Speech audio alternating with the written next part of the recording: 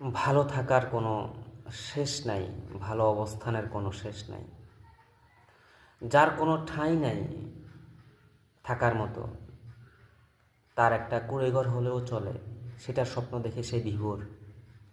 যার একটা টিনের ঘর আছে, দোতলা ঘর, সে একটা বিল্ডিং ঘরের স্বপ্ন দেখে দেখে জীবনটা পার করে, সময়গুলো পার করে। বাসে ঝুলতে থাকা মানুষটা প্রতিদিন যায় আর ভাবে আমার যদি একটা প্রাইভেট কার থাকতো, এবং সে আশা নিয়ে সে রাত দিন কাটতে থাকে।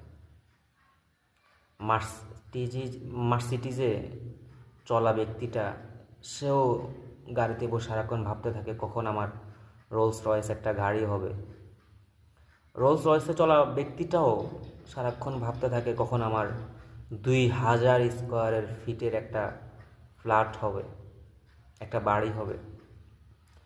আসলে ভালো থাকার কোনো শেষ নাই, ভালো থাকার জীবনের এই অসীম প্রতিযোগিতার কোনো ফিনিশিং লাইন নাই, কোনো ফিনিশিং লাইন নাই।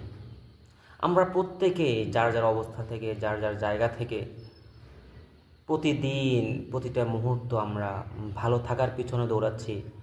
আদতে আমি যে ভালো আছি, আমার ভালো অবস্থানটা যে আরেকজনে তালাশ করছে, সেটার দিকে আমাদের কোনো খবরই নেই, তোয়াক্কাই নেই। এই জন্য আমাদের জীবনে সুখ আসে না, শান্তি আসে না। এটাই হলো জীবনের বড় এক নিদারুণ বাস্তব।